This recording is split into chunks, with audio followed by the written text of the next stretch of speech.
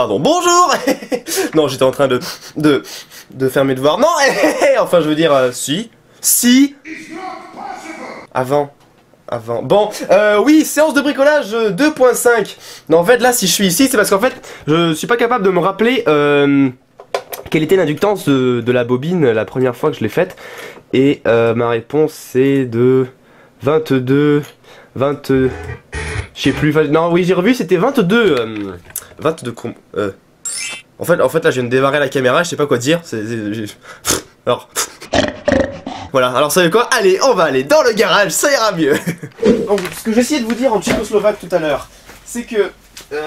oui, voilà, la bobine primaire, l'ancienne était de... 22 micro-henry avec ce même condensateur. Et donc ça me donnait une certaine fréquence de résonance. Peu importe. Donc je vais faire un superbe produit en croix. Attention, calcul de la NASA. Si avec 9,1 nanofarad et 22 micro-henry, ça me faisait un certain rapport. Sachant que la bobine primaire, la nouvelle bobine primaire, je vais me caler de façon à ce que le fil qui soit au bon endroit pour l'inductance soit pas au bout, parce que si jamais le condensateur chauffe, refroidit, ou truc comme ça, la capacité va varier et du coup la fréquence aussi. Et si je suis obligé d'augmenter l'inductance, bah, je serai coincé d'un côté. Donc autant que je sois pas trop vers le bas, pas trop vers le haut, enfin plus vers le haut quand même de la bobine, pour avoir un peu de marge. Allez, je vais me mettre là. Mais putain, ah, je t'ai pas sur le bon calibre. Non, oui, tout en haut, donc on avait dit 18. J'étais juste pas sur le bon calibre. Ah, blaireau. Si je me mets là, normalement, je suis à 16, 15, 16, 15. On se la fait. Tu me l'as fait à combien? Allez, 15. Allez, 15. De retour, les amis. Bon. Hein, j'ai pas fait bac plus 12 moi, hein, ça c'est clair. Bon, le produit en croix ne fonctionnait pas et donc bah, j'ai fait une autre méthode. Et donc au final je trouve qu'il me faudra un condo de 13,8 nanofarad. Ce qui me fait 13,8 4,7. Donc il faut que j'augmente de 4,7 nanofarad la capacité du condensateur actuel pour garder la même fréquence de résonance et qu'au final bah, ça me fasse les mêmes effets que l'ancienne bobine et l'ancien condensateur sur le montage final en fait. Il y en a plein qui m'ont demandé comment fonctionnait la Tesla. Je pourrais faire une vidéo spécialement pour, ça a été le sujet de mon TPE l'année dernière, je pourrais. Bon là j'explique vite fait. Alors si vous voulez, le condensateur à la base va se charger, se décharger, charger, décharger, il va faire ça un certain nombre de fois par seconde. La fréquence à laquelle il se charge, se décharge, tout ça, c'est défini par la capacité du condensateur et l'inductance de la bobine. Et en fait, la bobine, c'est un composant qui s'oppose à l'établissement du courant. C'est-à-dire que dès que vous lui envoyez du courant, le courant va pas instantanément passer gentiment dans le circuit, il va mettre un petit peu de temps à s'établir. Et pareil, au moment où vous coupez le courant, la bobine a encore un petit peu d'énergie stockée, elle va la relâcher tout doucement. Et quand vous mettez en série, enfin quand vous essayez de décharger un condensateur dans une bobine, donc un circuit LC en fait, ou RLC, ça fait la même chose. L pour inductance et C pour condensateur. Le condensateur va vouloir balancer son énergie dans la bobine, mais la bobine va lui dire hop là. Donc elle va lui en renvoyer une partie, et l'autre partie va être absorbée et transformée en chaleur, rayonnement, tout ça, parce que la bobine elle a une certaine résistance interne. Et donc elle va lui renvoyer au condensateur, le condensateur, hop là, il lui renvoie, et la bobine lui renvoie, renvoie, et c'est ce qui se passe réellement. C'est-à-dire que si vous mesurez la tension en borne d'un condensateur avec une interface d'acquisition, enfin tout le bordel, et pour que vous puissiez voir la tension, un peu comme un oscilloscope, hein, mais pas ordi, c'est mieux généralement. En fait, ce qui se passe, c'est vraiment qu'il y a une oscillation comme ça, on appelle ça les oscillations libres d'un circuit LC. Et ce sont des oscillations qui sont amorties parce que donc on voit que ça fait ça, petit à petit ça diminue. Parce que donc le courant ne fait que ça, il fait que partir dans un sens, dans l'autre, dans un sens, dans l'autre. Et donc la fréquence à laquelle se produit ce phénomène doit être la même dans le circuit primaire, c'est-à-dire la bobine primaire et le condensateur primaire, le gros là, en dessous, Et dans le circuit secondaire, c'est-à-dire la bobine qui est ici, et le condensateur qui est ben, ça en fait. Tant qu'il y a de la surface lisse, ça fait condensateur, ça stocke des charges en surface. Hop. Voilà, et donc quand les deux circuits ont la même fréquence de résonance, donc quand ils sont en résonance, ils sont en phase, ils sont bien gentils, et c'est là que la bobine émet le... Enfin, c'est à cette fréquence que le... Donc voilà, il va falloir que j'augmente de 4,7 nanofarad la capacité du gros bébé qui est là-bas. J'avais acheté donc tous ces condensateurs là. Vous avez vu, j'en avais acheté plein. Hein. Attendez, bougez pas. J'en avais acheté vraiment plein quoi. C'était un bon gros paquet de condos. 400 exactement. J'ai dû en cramer une centaine. Après là j'ai des résistors de puissance 1 demi-watt je crois. Ouais, 1 demi-watt. J'en ai acheté 200, c'est des résistances de 10 mégas. 10 mégas. Et donc je vais essayer de faire une rangée, simplement une rangée de condos qui aura une capacité qui sera assez proche, enfin le plus proche possible de 4,7 nanofarad, là ce qu'il me faut. Et donc je vais la mettre en dérivation avec le condensateur qui est déjà là. Parce que si je peux éviter de refaire un saut avec des bouteilles et tout, ça m'arrangerait, vous voyez. Voyez, ça m'arrangerait, vous voyez, parce que c'est pas trop délire. Ah, téléphone. Oui, je dois avoir un léger contrat avec Monsieur Garrison, je sais pas, il y a un truc. Allô? Allô, c'est qui? Ok, c'est parti. Aïe. Oh. Toing. Donc, je vais pas faire de soudure, hein, je vais faire comme ça tient très très bien. C'est parfait, vous voyez. Donc il me faut une résistance à la tension quand même assez élevée, c'est-à-dire que les transfos c'est du 9 kV. Je vais pas mettre 2, 4, 6, 8... Hop, je vais pas m'arrêter à 10 kV. Parce que bon, EDF c'est pas... Hein, c'est... Wow, de temps en temps, donc... et les condos ils aiment pas ça. Donc je vais me mettre à 12 kV, c'est-à-dire 6 condensateurs en série. Bon, avec la température qu'il y a là, j'obtiens 1,7 on va dire nanofarad. Et donc je le disais, en fait les résistances servent à équilibrer la tension. C'est-à-dire qu'entre là et là vous allez avoir 9000 volts. Donc vous allez me dire techniquement, bah ok, entre chaque il va y avoir 9000 divisé par 6. Mais ça c'est dans le monde des bisounours. Parce qu'un condensateur c'est une plaque d'isolant avec de diélectrique avec deux plaques de conducteurs de chaque côté. Bon, le condensateur céramique de base. Hein. Donc au début, quand vous le chargez, la tension à ces bornes va augmenter et l'intensité de courant qui va passer va diminuer. Donc au bout d'un moment, il n'y a plus du tout de courant qui passe. Ce qui fait qu'au bout d'un moment, ça fait beaucoup de fois au bout d'un moment dans une phrase. Vous comprenez? La tension, il y aura 9000 volts entre ça et ça. Mais aux bornes d'un condensateur qui va se retrouver au milieu, il n'y aura rien en fait. Il n'y aura quasiment rien, donc la tension ne sera pas parfaitement équilibrée. C'est pour ça qu'on met des résistances de très haute valeur. Donc là c'est du 10 mégaohms. Tout en série pour avoir du coup le courant qui va quand même traverser. Alors ça veut dire oui, très peu de courant effectivement. Mais comme les condensateurs ont une très petite capacité, ça fait quand même ça se compense. Donc à la limite c'est vraiment pas gênant pour le pour le circuit. Donc le courant va traverser chaque résistance qui ont toutes la même valeur. Donc là, effectivement, la tension va s'équilibrer 9000 divisé par 6 à chaque résistance. Et comme les résistances sont directement aux bornes des condensateurs, la tension qui est aux bornes de la résistance, c'est la tension qui est aux bornes du condensateur. Et donc ainsi, nous équilibrons la tension dans la petite banque de condensateurs. Donc je vais juste les relier comme ça. Et puis je vais me refaire une troisième rangée et hop. Dans le cul, Germaine. Oh. Et donc le fait de mettre les condensateurs en dérivation comme ça fonctionne exactement à l'inverse des résistances. C'est-à-dire que deux résistances, vous les mettez en série, leurs résistances vont s'additionner. Puisque donc vous limitez le courant d'un côté, vous le limitez encore après, vous additionnez la limite de courant, quoi. Tandis que les condensateurs, si vous les mettez en série, vous ajoutez l'inverse de la capacité en fait. Donc il faut les mettre en dérivation pour que la capacité s'augmente. La capacité augmente, pas s'augmente.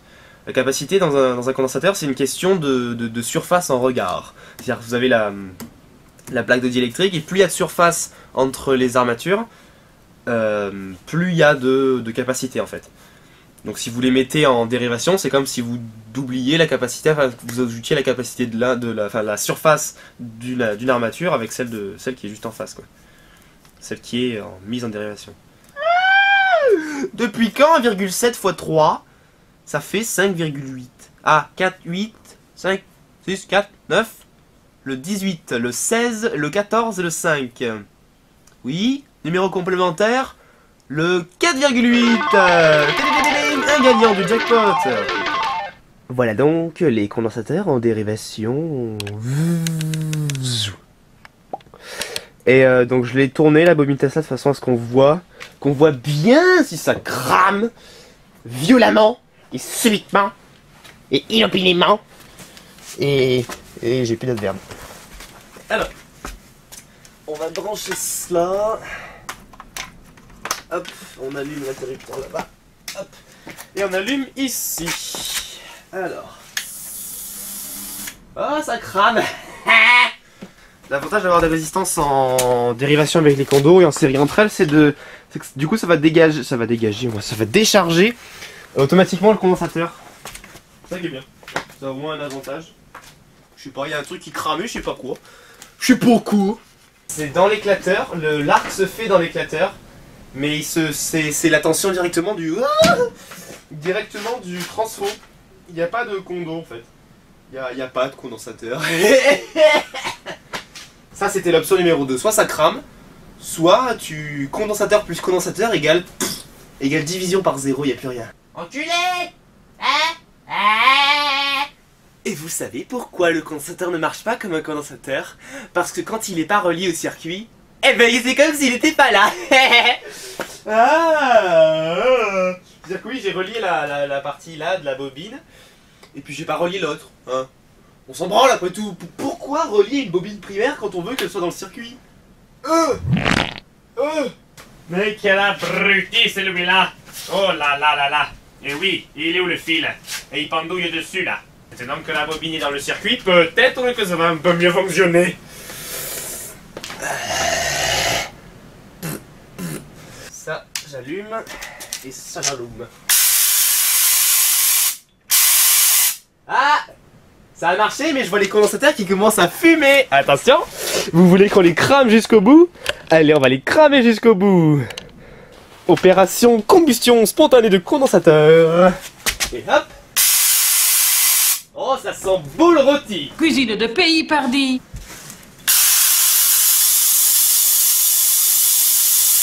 Paf! Voilà, donc c'est cramé maintenant, officiellement. Ah. Oh, ça pue la vieille chatte de... Ah, je vais pas dire de qui, mais... Oh. Donc là, c'est cramé, les amis. Officiellement, donc ben voilà. Donc même si je suis quasiment sûr qu'il y aura rien, on met quand même des gants. Ça coûte rien de mettre des gants, enfin ça réchauffe même les mains. Et au moins on est sûr de pas se prendre un coup de jus. Donc ben, je suis obligé de construire un condensateur avec un seau. C'est super, vous voyez, je suis ravi. Donc étant donné que la capacité qu'il me faut est pas très élevée. Oh, regardez donc! Ça c'est collector quand même, parce que ça n'existe plus, vous voyez. Vide, mais... Pour l'apéro. Hop là.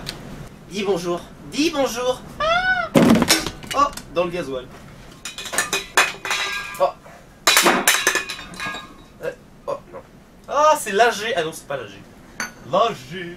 Hop, 2. Hop, 3. Et la connasse, elle est tombée derrière.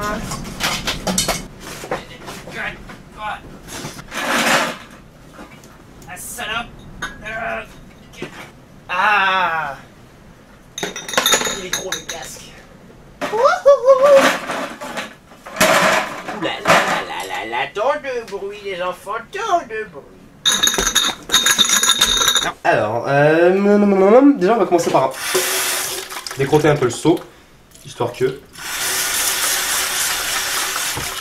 Et puis nous sommes dans une séance de bricolage, donc il va falloir que j'explique bien comme il faut, comment fabriquer le condensateur. J'en ai plusieurs qui m'ont demandé. Alors comme je le disais, un condensateur va juste stocker des charges d'un côté en fait. Si vous voulez, c'est comme s'il y avait un mur avec un passage de l'autre côté et au début vous avez plein de gentils petits électrons qui arrivent et qui se fracassent et qui s'entassent. Alors au début il y en a plein qui passent et puis au bout d'un moment bah, le trou se bouge parce que comme des cons, bah, voilà. En fait si vous voulez voilà, ce sont des gentilles bonnes femmes qui vont au solde. Au début il y en a que quelques-unes qui arrivent alors ça passe et puis après il y a plein de monde qui arrive et ça s'entasse et ça bouge les trous. C'est pour ça que l'intensité au bout d'un moment ne passe plus. Vous avez compris? Je trouve des super exemples en fait de temps en temps. Donc vous allez avoir un amas d'électrons, un amas de charges, un amas de bonnes femmes d'un côté du magasin et de l'autre côté il n'y a plus rien. Parce que les autres elles ont acheté leur truc, elles sont parties. Hein. Donc en fait voilà, ça va juste retenir les charges d'un côté. Ce qui fait qu'en fait, les bouteilles, faut pas que je monte la marque peut-être, les bouteilles, elles vont être remplies d'eau à peu près jusqu'à ce niveau-là. Et dans le seau, il y a de la flotte aussi. Donc ce qui fait que la flotte dans le seau, elle va monter à peu près elle va monter exactement jusqu'au niveau où elle est dans la bouteille. Et en fait, bah, le diélectrique, la couche d'isolant, les portes du magasin, c'est le verre. Et vous avez une borne qui va être la flotte dans le seau et l'autre borne du condensateur qui va être l'eau dans la bouteille. C'est tout con, c'est tout simple. Et donc plus il y a de surface sur la bouteille, plus forcément il y a, plus il y a de capacité. Et c'est aussi une question d'épaisseur. Plus vous avez d'épaisseur, moins vous allez pouvoir stocker de charge parce que c'est comme s'il y avait une plus grosse épaisseur de vitre pour aller dans le magasin. Si vous voulez, les bonnes femmes, elles vont pas voir que de l'autre côté il y a des soldes, donc elles vont pas y aller. C'est pareil pour les petits électrons. Il y a trop d'épaisseur, donc c'est. Oui, vous avez compris. Donc le truc le plus fin, c'est le mieux, mais le truc le plus fin, c'est aussi le truc qui va le moins résister à la tension, puisque moins il y a de verre, plus c'est risqué pour qu'un arc se forme. Et j'ai même eu au tout début dans le condensateur une bouteille qui s'est fait fissurer. C'est-à-dire que il y a un arc qui est passé à travers le verre et qui a fait un trou de la taille d'un cheveu.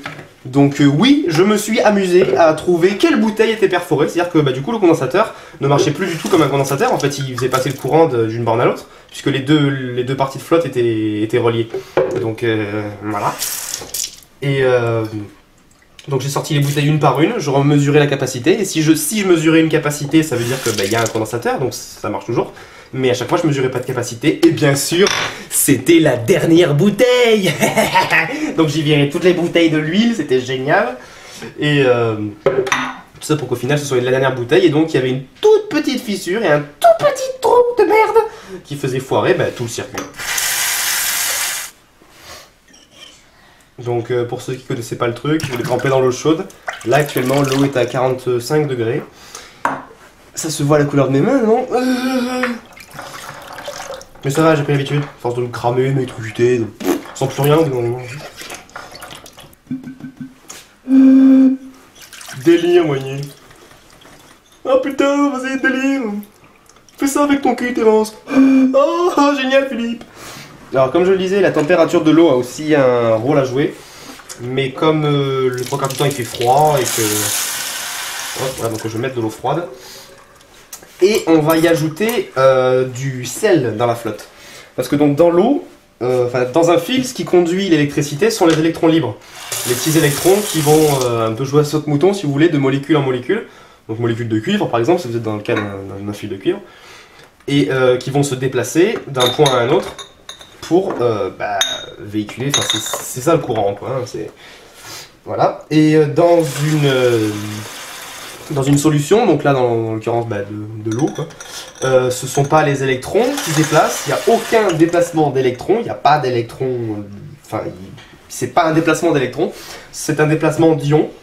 Et un ion, c'est tout parti, oh ça fait une jolie petite forme. Hop là. Un ion, c'est une molécule qui a perdu ou a gagné un ou plusieurs électrons en fait. Donc à la base, une molécule a un certain nombre d'électrons qui gravitent autour sur différentes couches. Bon là, hein, pour ceux qui n'ont pas encore fait cours de lycée, je n'apprendrai pas. Et donc quand un ion, quand un atome donc perd ou gagne un certain nombre d'électrons, il va forcément vouloir en regagner ou en reperdre. Si jamais s'il y a un électron de plus en trop, il va vouloir en perdre, et la molécule va devenir chargée négativement en fait. Et si la molécule perd un ou plusieurs électrons, elle va être d'autant plus attirée vers... va vouloir en gagner et va être attirée en fait vers le moins. Voilà, c'est ça. Donc en fait, c'est un déplacement d'ions. Ce sont carrément les molécules qui vont se déplacer dans la solution. Donc les molécules, les anions chargés négativement vont se déplacer vers le plus. Et les cations vont se déplacer donc vers le moins. Voilà, c'est tout. Donc, ah oui, voilà. Et donc là où je voulais en venir, c'est que dans la flotte, considérons que l'eau est pure, il n'y a pas d'ions en fait. Hein. Il y en a, mais bon, très peu, en très petite quantité. Donc, pour que, si vous prenez de l'eau distillée totalement, vous branchez un putain de 220 dedans, le disjoncteur va pas se déclencher, vous foutez la main, la tête dedans, vous n'aurez rien. Ça ne conduit pas le courant. L'eau ne conduit pas le courant. Faut arrêter de croire que l'eau conduit le courant. Ça ne conduit absolument pas le courant. Donc, on va y ajouter du sel pour y mettre donc des ions chlore, Cl-, et sodium, Na+, donc des ions positifs, des ions négatifs, comme ça tout le monde est content.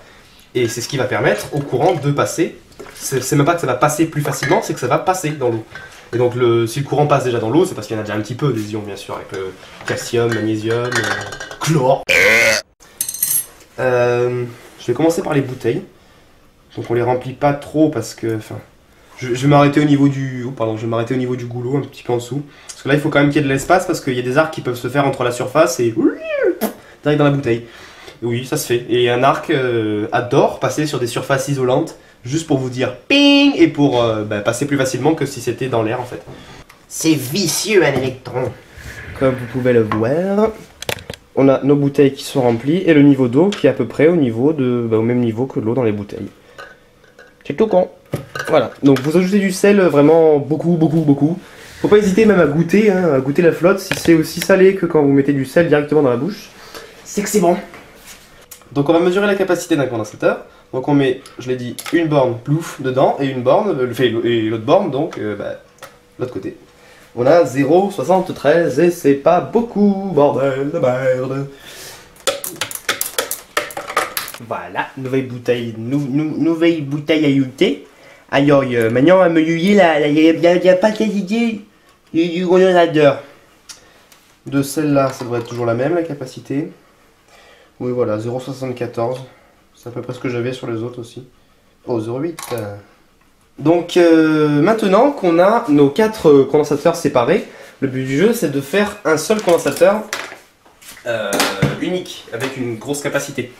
Donc, mettons que l'eau, il n'y a pas de polarisation dans les condensateurs comme ça, mais mettons que l'eau à l'intérieur du seau soit le moins. Vous avez un moins qui est commun à toutes les bouteilles en fait, puisque l'eau qui est sur cette bouteille là, elle n'est pas que là, il n'y a pas un mur, donc c'est un moins commun à toutes les bouteilles en fait. Et ce qu'il va falloir créer, c'est un plus commun aussi. Donc on va relier les intérieurs des bouteilles avec juste des fils. Donc on pourrait mettre un fil de là, là, mais l'idéal c'est d'en mettre déjà un entre chaque, et puis après un sur deux comme ça. Parce qu'au moins, le truc parfait, ce serait de les relier toutes à chacune, mais après, ça fait un bordel de fils monstrueux. C'est juste pour que le courant soit mieux réparti. Donc, soit vous faites des... Ouais, j'ai pensé à un truc. Soit vous faites des petits ponts, juste des petits... Comme j'ai fait pour un autre condensateur, et juste des petits plumes, machins qui sont enquillés comme ça. Soit vous faites un seul fil qui est droit comme ça, puis après, hop, qui part, qui fait un pont et qui redescend. Ce qui fait que du coup, elles seront constamment reliées sans avoir à faire... Oui, c'est beaucoup plus intelligent. Donc un fil le plus épais possible, parce qu'au moment de la décharge du condensateur, pendant, vous allez me dire, quelques nanosecondes, c'est du 30 000 ampères qui passe. Donc oui, c'est que pendant quelques nanosecondes que vous avez plusieurs gigawatts d'énergie électrique stockée, mais les fils vont quand même chauffer, surtout qu'au bout d'un moment avec le sel, ils vont finir par se ronger, donc l'idéal ce serait de temps en temps de venir de le poncer, de le remettre, mais... Ok, donc on va mettre un bout de fil entre chaque et puis on va faire ça vite fait. Là, je vais même mettre de l'aluminium, ça ira très très bien. Et qu'est-ce que j'allais dire d'autre? Oui, après pour l'huile, donc l'huile en fait elle sert à ce que vous n'ayez pas d'arc qui se forme entre là et, comme je le disais, le long de la bouteille, sur le, enfin qui aille court-circuiter le condensateur en fait. Donc l'huile, il faut utiliser de l'huile minérale et pas végétale, donc de l'huile pour moteur, parce que l'huile végétale, ça a tendance à pourrir, donc ça va finir par être dégueulasse. Donc vous foutez de l'huile végétale et ça empêche que des arcs se forment. Alors vous verrez un petit peu d'arc quand même sur mon seau qui est là-bas qui est transparent, on voit un petit peu de ce qu'on appelle du corona. Le corona c'est ce qui est juste avant l'arc en fait, c'est les petits effluves qu'on voit sortir avant que l'arc se forme. Donc c'est quand même une forme d'arc, donc c'est quand même forcément une forme de perte. Donc pour éviter le corona, vous mettez une couche d'huile qui va quasiment jusqu'en haut du goulot, et vous verrez que des petits arcs qui passent de temps en temps, mais croyez-moi que ces petits arcs c'est beaucoup moins que ce qui se passe en vrai. Ce qu'il y a comme tension entre les deux trucs, c'est si on voit les ultraviolets, c'est affreux quoi, c'est de partout, genre putain je vais y aller. Donc voilà, on peut verser de l'huile et reboucher, mais là je ne vais pas le faire parce que j'ai pas que ça à foutre, voyez. Mesurons la capacité totale. Donc bien sûr je vais mettre un deuxième fil dans le truc. Là c'est provisoire. 3,74. Donc il faudra que... Là je peux vraiment pas faire plus. Donc il faudra que je mette... que je descende un petit peu le nombre de tours au niveau de la bobine. Alors maintenant qu'on a ça, il va falloir faire gaffe à certaines choses. Alors déjà, les condensateurs, il faut surtout pas les poser directement par terre. Parce que rappelez-vous qu'il n'y a qu'une couche de plastique qui sépare un point avec une haute tension de la terre. Donc ça risque de cramer à travers le seau jusqu'à ce que ça passe pour rejoindre la masse. Donc le support, c'est pas fait juste pour le pratique, c'est fait aussi pour isoler. Ensuite, quand comme moi il n'y a pas beaucoup de place là, on va relier en fait l'eau qui est à l'extérieur, enfin l'eau qui est dans le seau au point, donc au fil qui est relié à l'eau dans l'autre seau, de façon à ce que là il n'y ait pas de tension. Et même à cette distance, croyez-moi, vous mettez la main entre les deux, vous allez le sentir, hein, même s'il n'y a rien qui passe directement, il y a quand même du corona, et vous allez le sentir, donc c'est qu'il y a aussi des pertes là. Donc vaut mieux qu'il y ait deux points qui soient reliés ici, de façon à ce qu'il n'y ait aucune perte là, et qu'on risque pas d'avoir un arc d'un seau à l'autre, c'est tout à fait plausible, croyez-moi, donc ça risque de cramer, ça va se vider, enfin ça va être dégueulasse. Donc on va relier ce point là à... Et bien sûr je ne vois absolument pas où sont reliés ceux-là, bref, je m'en occupe et on teste. Voilà, donc c'est relié, mais je suis prêt à parier qu'il va y avoir des arcs, surtout à ce niveau-là. Oui, je sais, c'est flou, c'est normal. Parce que là, c'est le fil qui est relié. D'un côté, il y a le fil qui est relié à une borne, et de l'autre côté, à 5 cm, même pas, il y a le fil qui est relié à l'autre borne. Donc à mon avis, il va y avoir de jolis petits arcs entre. C'est ce qu'on va découvrir dans quelques instants, les amis. Et là, il fait totalement noir, les amis, et je ne vois pas mon cul, les amis. Les amis de la forêt enchantée. Bon. On allume. Ouais. Wouhou. Ça marche. Épique. Épaque, époque. Et là, je sens que je peux reculer le point à la masse. Ah. Ah, du premier coup. Bon, c'est peut-être pas optimal, mais ça marche.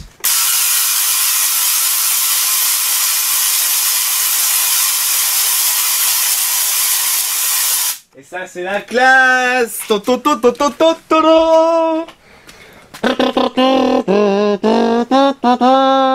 Et on n'a aucun arc en bas. Mais c'est magnifique. Donc là faut bien se dire que c'est absolument pas accordé. C'est pas accordé du tout et on a ça. Et ça c'est bon. C'est très très bon. Donc je vais maintenant l'accorder tout bêtement. Donc je vais faire mon petit truc des tours, tour par tour là. Au pire ça crame.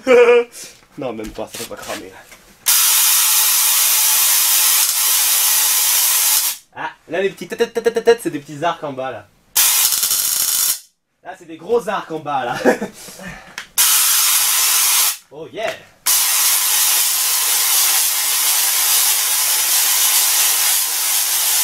Ah c'est beau là.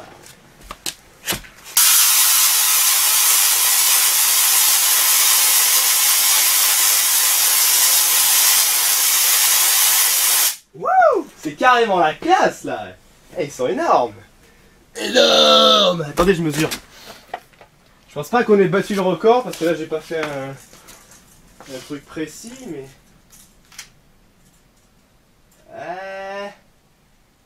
42, c'est le bon numéro. Ça y est, après 2 petites minutes, j'ai trouvé qu'en fait il y avait un fil qui était...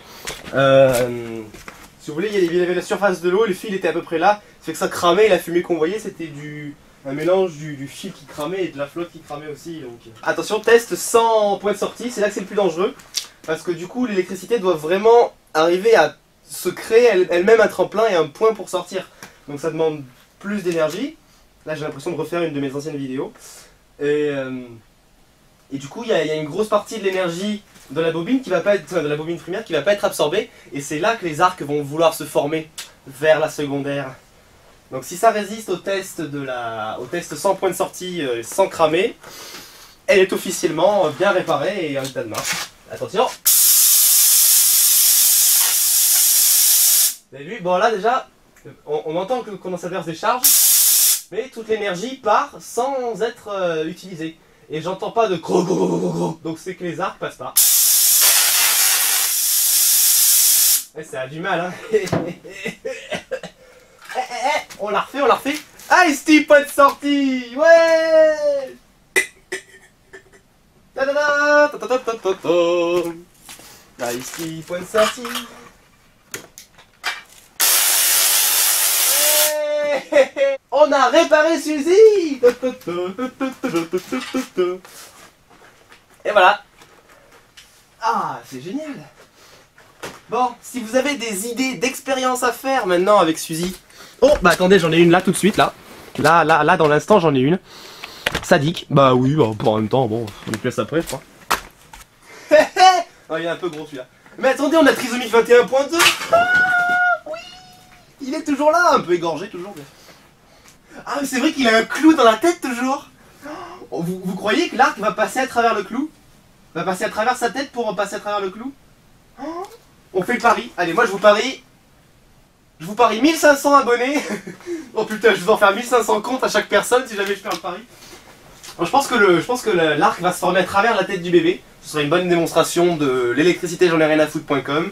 Je passe à travers, comment ça me fait chier. Elle va ressortir par le clou de l'autre côté et va atterrir sur le truc. On parie comme mien.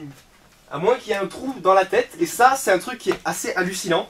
C'est-à-dire que même si vous mettez une plaque, 20 millions de plaques d'affilée, avec un petit trou à plein d'endroits, bah, les électrons vont immédiatement savoir par où passer, et vont passer à travers les trucs. Donc c'est-à-dire que s'il y a un trou, ne serait-ce que de la taille d'un cheveu, dans la tête du bébé, bah, l'électricité va boum, passer là. Genre radar, oh, là il y a un trou, c'est, je sais pas, enfin je trouve ça magnifique personnellement. Donc, hop. Allez, c'est parti, test. On va monter un petit peu. Attendez, faut que je fasse un zoom parce qu'il tire une tête genre... Oh, je fais griller la gueule, délire, vous voyez. Délire. Oui, là, je suis dans ma période délire, moigné et tout le bordel, donc bon, ça va passer, vous en faites pas. Hein. Ça va passer. Et là, en fait, là, ce que je vais faire, c'est que je vais couper la vidéo et je la redémarre instantanément. Et celle-ci, et la nouvelle sera en téléchargement dans la description comme avant. 3, 2, 1... Ah mon dieu, par les jambes. Ouais, par la tête. Ah, par le cou.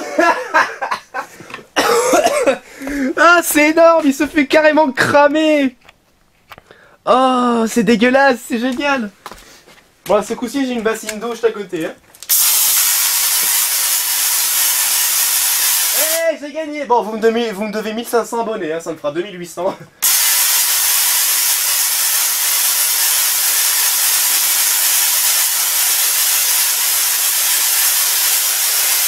Ah, c'est en train de faire un trou un peu plus gros.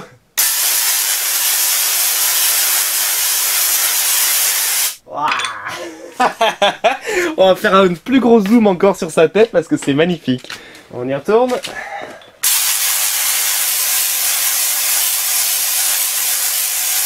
Ah, ça fume. Ah, c'est énorme.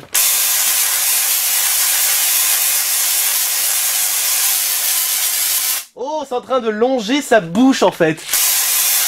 Ah, ah, ça passe pas à travers, ça passe sur le côté. Ah. C'est à ce niveau-là.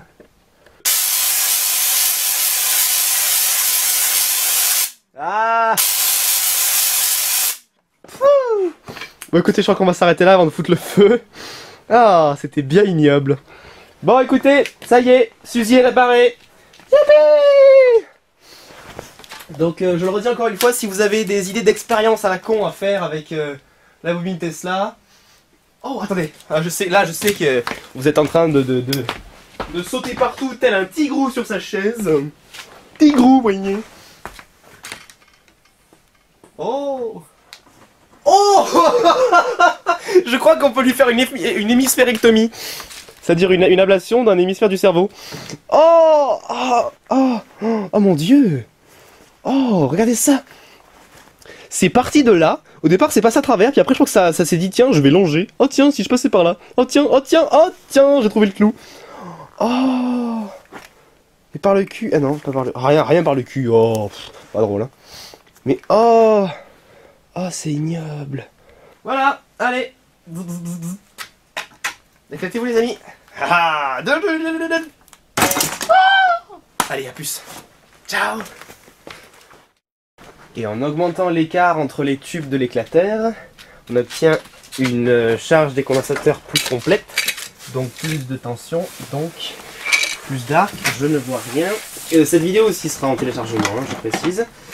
Et là, je ne trouve même pas la multiprise. Allez là, c'est parti. C'est beau.